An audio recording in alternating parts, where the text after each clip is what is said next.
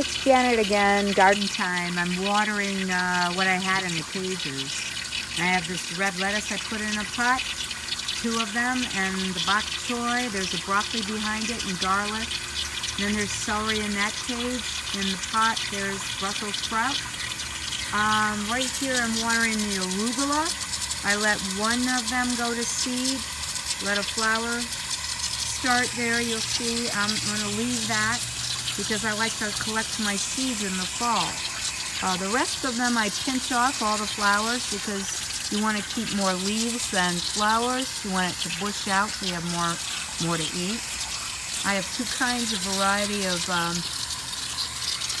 mint in this pot, and I like to contain my mint in a pot because otherwise it just sort of takes over everything. So I have this little fragile mint in this pot and some variegated spearmint in the other. And this is the red leaf chard, which I've been eating and eating and eating. It's delicious. I love it. I make sandwiches out of it. I put like organic peanut butter in there or organic almond butter, and then I just use it like a leaf wrap rather than, I don't use like, I don't eat bread or any of that kind of processed stuff. And this is the kale, and I've been pinching those leaves off like crazy too.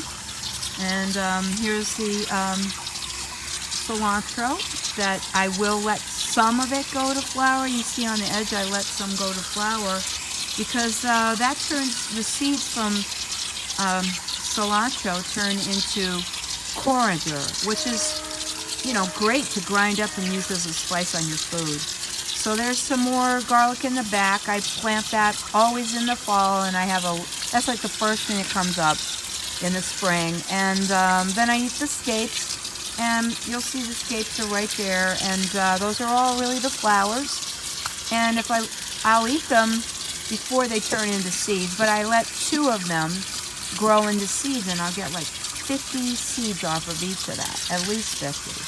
So I always have a lot of garlic seeds in the fall, and I give them away for people to plant. So I just try to use up every square inch of my garden. Now for pollinators, I planted this honeysuckle here, and it just took over. It's huge. So it goes over the rooftop now. This is a tiny plant, but I get hummingbirds, goldfinches, lots of pollinators, you know, different native bees that are on there. I don't see the bumblebees, but I have black bees and black bumblebees, and I have all kinds of bees and butterflies, and the hummingbirds, and the, like I say, the goldfinches are gorgeous. I see them in the morning, you know. And that's also why I have these sunflowers here, because they actually feed the finches, and they come for the sunflowers later on. And I like to get the birds and try to get the birds into my garden.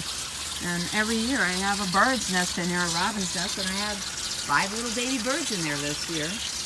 And this thing you see attached, it's a cage, and it has little materials for birds to make nests out of. So in the spring, I put it in, in a tree, and birds make a nest out of it.